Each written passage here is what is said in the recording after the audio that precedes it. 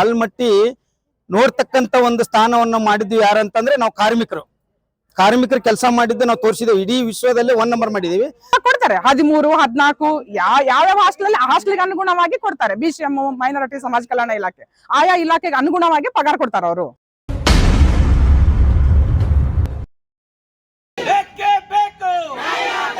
ಶ್ರೀಮಂತರ ಪಾದಿ ಸೇವೆ ಮಾಡ್ತಾರೆ ಕೇಂದ್ರ ರಾಜ್ಯ ಸರ್ಕಾರಗಳಿಗೆ ಕಾರ್ಮಿಕರ ಹೋರಾಟ ಚಿರಾಯಿ ಹೋಗಲಿ.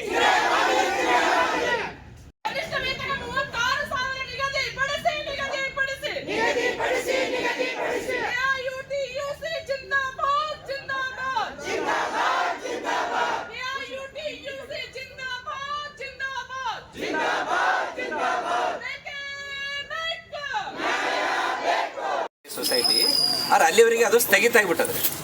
ಇಡೀ ಆದಷ್ಟು ಬೇಗನೆ ಬೀದರ್ ಮಾದರಿ ಸೊಸೈಟಿ ಆರಂಭಿಸಬೇಕಂತೇಳಿ ನಾವೊಂದು ಮೊದಲನೇ ಬೇಡಿಕೆ ಸರ್. 2ನೇ ಬೇಡಿಕೆ ಪರಿಷ್ಕರಣೆ ಆಗಿದೆ. ಇವ್ರದ್ದು ವೇತನ 22,000, 23,000, 24,000 ರೂಪಾಯಿ ವೇತನ ಪರಿಷ್ಕರಣೆ ಆಗಿದೆ. ಅಗತ್ಯ ವಸ್ತುಗಳ ಬೆಲೆ ಜಾಸ್ತಿ ಅನುಗುಣವಾಗಿ ಅದು ಇನ್ನೂ ಜಾರಿ ಆಗ್ತಾ ಇಲ್ಲ. ಈ ಕೂಡಲೇ ಜಾರಿಗೊಳಿಸಬೇಕಂತೇಳಿ ಸರ್ಕಾರ ಮೇಲೆ ಒತ್ತಡ ಮಾಡ್ತಾ ಇದ್ದೀವಿ. ಆ ನಂತರ ಬಹುತೇಕ ಜನ ಕಾರ್ಮಿಕರಿಗೆ PF ESI ಕೊಡ್ತಾ ಇಲ್ಲ, ವೇತನ ಸ್ಲಿಪ್ ಕೊಡ್ತಾ ಇಲ್ಲ. ಸಂಬಂಧಪಟ್ಟ ಅಧಿಕಾರಿಗಳಿಗೆ ಹೇಳಿದೇವ್ರಿ, ಮೇಲಿನ ಮೇಲೆ ಮೀಟಿಂಗು ಆಗ್ಯದ, ಆದರೂ ಕೂಡ ಅವರು ಸ್ಪಂದನೆ ಮಾಡ್ತಾ ಇಲ್ಲ.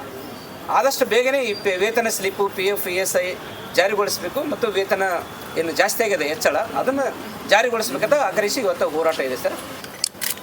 ಓಕೆ ಸರ್, ಆಯಿತು. AITUC ಸಂಘದಿಂದ ನಾವು ಇಲ್ಲಿ ಜಿಲ್ಲಾಧಿಕಾರಿಗಳಿಗೆ ಒಂದು ಮನವಿ ಕೊಡ್ಲಿಕ್ಕೆ ಬಂದಿದ್ದೇವೆ. ಯಾಕಂತ ಬಂದಿದ್ದೇವೆ ಅಂತಂದ್ರೆ ನಾವು ಆಲ್ಮಟ್ಟಿಯಲ್ಲಿ ಉದ್ಯಾನವನದಲ್ಲಿ 250 ಕಾರ್ಮಿಕರು ನಾವು ಅಲ್ಲಿ ಕೆಲಸ ಮಾಡ್ತಿದ್ವಿ. ಈ ವಿಜಯಪುರ ಜಿಲ್ಲೆಯಲ್ಲಿ ಇಲ್ಲ ಏಷ್ಯಾದಲ್ಲೇನೆ ಉತ್ತರ ಕರ್ನಾಟಕ ಭಾಗದಲ್ಲಿ ಆಲ್ಮಟ್ಟಿ ನೋಡ್ತಕ್ಕಂತ ಒಂದು ಸ್ಥಾನವನ್ನು ಮಾಡಿದ್ವಿ ಯಾರಂತಂದ್ರೆ ನಾವು ಕಾರ್ಮಿಕರು ಕೆಲಸ ಮಾಡಿದ್ದು ನಾವು ತೋರಿಸಿದ್ದೇವೆ. ಇಡೀ ವಿಶ್ವದಲ್ಲೇ 1 ನಂಬರ್ ಮಾಡಿದೀವಿ. ಅದಕ್ಕೆ ನಮಗೆ ಯಾವುದೇ ಒಂದು ಸೇವಾ ಭದ್ರತೆಯನ್ನು ಸಿಗಬೇಕಾಗಿತ್ತು. ಎಲ್ಲ ಅಧಿಕಾರಿಗಳಿಗೆ ಮನವಿ ಮಾಡ್ಕೊಂಡಿದ್ದೀನಿ, ಮಂತ್ರಿಗಳಿಗೆ ಮನವಿ ಮಾಡ್ಕೊಂಡಿದ್ದೀನಿ, ಮುಖ್ಯಮಂತ್ರಿಗಳಿಗೆ ಮನವಿ ಮಾಡ್ಕೊಂಡಿದ್ದೀನಿ. ಆದ್ರೆ ಬರ್ತಾರೆ, ಆದ್ರೆ ನೋಡ್ತಾರೆ, ಹೋಗ್ತಾರೆ. ಅಧಿಕಾರಿಗಳಿಗೆ ಬರೆದ್ರೆ ನಮಗೊಂದು ಅನ್ಯಾಯ ನಡೀತಾ ಇದೆ. ಅದಕ್ಕೆ ನಮ್ಗೆ ಸೇವಾ ಭದ್ರತೆಯನ್ನು ಕೊಡ್ಬೇಕಂತೇಳಿ ನಾನು ಅಧಿಕಾರಿಗಳಿಗೆ, ಮಂತ್ರಿಗಳಿಗೆ ನಾನು ಮನವಿ ಮಾಡ್ಕೊಂಡಿದ್ದೀನಿ ಮತ್ತು ಜಿಲ್ಲಾಧಿಕಾರಿಗಳಿಗೆ ಕೂಡ ನಾವು ಮನವಿ ಮಾಡ್ಕೊಳಕ್ ಬಂದಿದ್ದೀನಿ. ಅದಕ್ಕೆ ನಮಗೆ ಸೇವಾ ಭದ್ರತೆ ಅಥವಾ ನಮಗೆ ಕ್ಷೇಮಾಭಿವೃದ್ಧಿ ಒಟ್ಟೆ ಅವರ ಹುದ್ದೆಯನ್ನು ಸೃಷ್ಟಿ ಮಾಡ್ರಿ ಅಂತೇಳಿ ತಮ್ಮಲ್ಲಿ ನಾನು ಅಧಿಕಾರಿಗಳಿಗೆ ನಾನು ವಿನಂತಿ ಮಾಡ್ಲಿಕ್ಕೆ ಬಂದಿದ್ದೀನಿ. ಮೂಲಭೂತ ಸೌಕರ್ಯಗಳನ್ನ ನಮ್ಗೆ ಏನು ಕೊಟ್ಟಿದಿಲ್ರಿ. ಅವರು ಬರೀ ಈಗ ನಮ್ಗೆ SR ಪ್ರಕಾರ ಪೇಮೆಂಟ್ ಕೊಡ್ತಾರೆ. ಒಂದ್ ದಿವಸಕ್ಕೆ 560 ರೂಪಾಯಿ ಅಂತ ನಮಗೆ ಪೇಮೆಂಟ್ ಕೊಡ್ತಾರೆ. ಆದ್ರೆ ನಮಗೆ ಅದು ಸಾಲುದಿಲ್ಲ. ಈಗಿನ ಕಾಲಮಾನದಲ್ಲಿ ನಮಗೆ ಬದುಕಲಿಕ್ಕೆ ಆಗೋದಿಲ್ಲ. 24-25 ವರ್ಷ ಸೇವೆ ಮಾಡಿ ಮತ್ತೆ ಕಾಯಂ ಮಾಡ್ಬೇಕು, 10 ವರ್ಷ ಸೇವೆ ಮಾಡಿದ್ರೆ ಕಾಯಂ ಮಾಡ್ಬೇಕಂತ ಆದೇಶ ಸರ್ಕಾರದೊಳಗೆ. ಯಾಕೆ ಮಾಡ್ತಾ ಇಲ್ಲ ಅಧಿಕಾರಿಗಳು ಅನ್ನೋದು ನನಗೆ ಗೊತ್ತಾಗ್ತಾ ಇಲ್ಲ. ಅದಕ್ಕೆ ತಾವು ಅಧಿಕಾರಿಗಳು ಮನಸ್ಸು ಮಾಡಿ ನಮ್ಮನ್ನು ಸರ್ಕಾರ ಮಟ್ಟದಲ್ಲಿ ಗುರುಸ್ರಿ ಅಂತ ಅನ್ನುವಂತ ಮಾತನ್ನ ಈ ಸಂದರ್ಭದಲ್ಲಿ ಹೇಳ್ಬೇಕಾಗತ್ತೆ. ನಾನು ಇಲ್ಲ, ಯಾವುದೇ ಕಿಟ್ಗಳನ್ನ ಕೊಟ್ಟಿಲ್ರಿ. ಇಲ್ಲ ಕೊಟ್ಟಿಲ್ರಿ. ಯಾವುದೇ ಕಿಟ್ ಕೊಟ್ಟಿಲ್ಲ. 1-2 ಸಲ ಇನ್ಫಾರ್ಮ್ ಕೊಟ್ಟರು, ಅಲ್ಲಿಂದ ಬಂದ್ ಮಾಡಿದ್ರು. ಆ ಇನ್ಫಾರ್ಮ್ ಕೂಡ ಕೊಡೋದು ಬಂದ್ ಮಾಡಿದ್ದಾರೆ. ಒಂದು 7-8 ವರ್ಷದಿಂದ ಕೊಟ್ಟಿದ್ದಾರೆ, ಇನ್ಫಾರ್ಮ್ ಕೊಟ್ಟಿದ್ದಾರೆ. ಆಮೇಲೆ ಒಳ್ಳೆ ಇನ್ಫಾರ್ಮ್ ಕೊಟ್ಟಿಲ್ಲ ನಮ್ಗೆ. ಈ ಕೊಳ್ಳಾರ್ದ ಒಂದು 6 ವರ್ಷ ಆಯ್ತು. ಇನ್ಫಾರ್ಮ್ ಕೂಡ ಕೊಟ್ಟಿಲ್ಲ. ನಮ್ದು ಏನ್ ಹೇಳ್ತಾರಂದ್ರೆ ನಾವು ಸಲಿಕಿಟಿಕ ಕೂಡ ನಾವು ಮನೆ ಮುಂದೆ ತಂದು ಕೆಲಸ ಮಾಡ್ಬೇಕಂತ ಹೇಳ್ತಾರೆ ಅಧಿಕಾರಿಗಳು. ಸ್ವಂತ ಖರ್ಚಿನೊಳಗೆ ನಾವು ತಂದು ಮಾಡ್ಬೇಕಂತೆ. ಮೊದಲೆಲ್ಲ ಕೊಡ್ತಿದ್ರು, ಈಗೆಲ್ಲ ಸ್ವಂತ ತಂದು ಮಾಡ್ಬೇಕಂದ್ರೆ ಎಲ್ಲಿದು ಮಾಡ್ಬೇಕು ನಾವು? ಮೊದಲೇ ಪೇಮೆಂಟ್ ಇಲ್ಲ. ನಾವು ಆಗತ್ತೆ ದುಡ್ಡು ತಿನ್ನೋರು, ನಮ್ಗೆ ಸಾಲುದಿಲ್ಲ ಪೇಮೆಂಟ್. ಅದಕ್ಕೆ ನಾವು 36,000 ರೂಪಾಯಿ ಸರ್ಕಾರದಿಂದ ಏನಾಗಿದೆ ಪೇಮೆಂಟ್ ನಮ್ಗೆ ಶಾಸಕರು ಶಿವಾನಂದ ಪಾಲ್ ಸಾಹೇಬ್ರಿಗೆ ನಾನು ಒಂದು 10 ಸಲ ಮನವಿ ಮಾಡ್ಕೊಂಡಿದ್ದೀನಿ. ಆಮೇಲೆ ನಾನು ಬೆಂಗಳೂರಿಗೆ ಹೋಗಿ ಒಂದು 10 ಸಲ ಮನವಿ ಮಾಡ್ಕೊಂಡಿದ್ದೀನಿ. MB ಪಾಲ್ ಸಾಹೇಬ್ರಿಗೆ ಮನವಿ ಮಾಡ್ಕೊಂಡಿದ್ದೀನಿ. ಮೊನ್ನೆ ನಾನು ಮುಖ್ಯಮಂತ್ರಿ ಮತ್ತು ಬಾಗಿನಾರ್ಪಣೆ ಮಾಡಕ್ ಬಂದ CM ಅವರು ಮತ್ತು ಉಪಮುಖ್ಯಮಂತ್ರಿಗಳಿಗೆ ಮನವಿ ಮಾಡ್ಕೊಂಡು ಲೆಟರ್ ಕೂಡ ಕೊಟ್ಟಿದ್ದೀನಿ. ಅದು ಕೂಡ ಬರೀ ಆಶ್ವಾಸನೆ ಕೊಡ್ತಾರೆ, ಆದ್ರೆ ಕೆಲಸ ಮಾಡೋಕ್ಕಾಗಿಲ್ಲ ನಮ್ದು. ಆಯ್ತಪ್ಪ, ನಾನು ಅಧಿಕಾರಿಗಳು ಚರ್ಚೆ ಮಾಡಿ ನಿಮ್ಮದು ಏನಾರು ಒಂದು ಮಾಡೋಣ ಅನ್ನುವಂತ ಮಾತನ್ನು ಹೇಳ್ತಾರೆ ಹೊರತು ಭರವಸೆ ಕೊಡ್ತಾರೆ.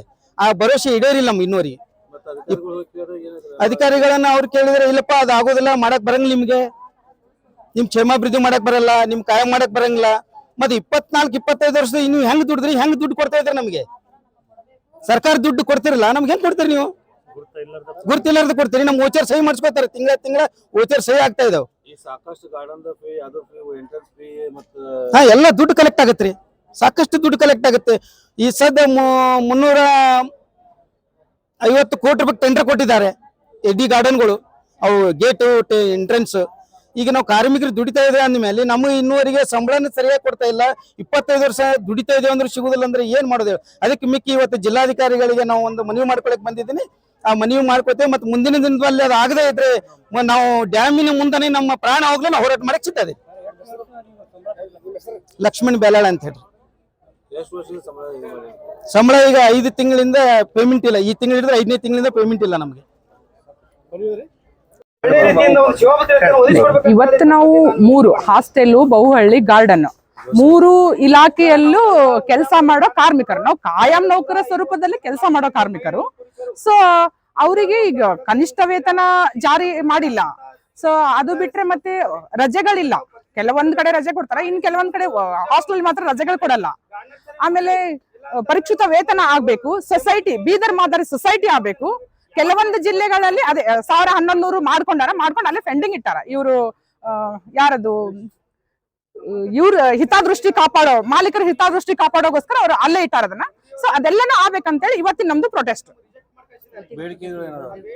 ಬೇಡಿಕೆಗಳು ಅದೇ ಗುತ್ತಿಗೆ ಪದ್ಧತಿ ರದ್ದಾಗಬೇಕು, ಸೊಸೈಟಿ ಬೀದರ್ ಮಾದರಿ ಸೊಸೈಟಿ ಬೇಕು, ಕಾಯಂ ನೌಕರಿ ಆಗ್ಬೇಕು ಅಂತ ಹೇಳಿ,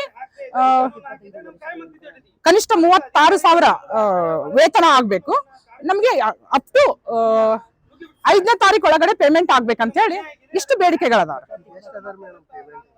ಇವಾಗ ಕೊಡ್ತಾರೆ 13, 14 ಯಾವ್ಯಾವ ಹಾಸ್ಟೆಲ್ಗೆ ಅನುಗುಣವಾಗಿ ಕೊಡ್ತಾರೆ. BCM ಮೈನಾರಿಟಿ ಸಮಾಜ ಕಲ್ಯಾಣ ಇಲಾಖೆ ಆಯಾ ಇಲಾಖೆಗೆ ಅನುಗುಣವಾಗಿ ಪಗಾರ ಕೊಡ್ತಾರೆ ಅವರು. ಸೊ ನಮ್ದು ಕನಿಷ್ಠ ಈಗ ಆಲ್ರೆಡಿ 21 ಆಗಿದೆ, ಅದನ್ನು ಕೊಡಕ್ ರೆಡಿ ಇಲ್ಲ ಸರ್ಕಾರ. ಅದ್ರ ಸಂಬಂಧ ಇವತ್ತು ನಮ್ದು ಹೋರಾಟ ಮಾಡ್ತಾ ಇದ್ದೀವಿ. ಮಹಾದೇವಿ ಧರ್ಮಶೆಟ್ಟಿ, ಹಾಸ್ಟೆಲ್ ಯೂನಿಯನ್ ಜಿಲ್ಲಾ ಕಾರ್ಯದರ್ಶಿ.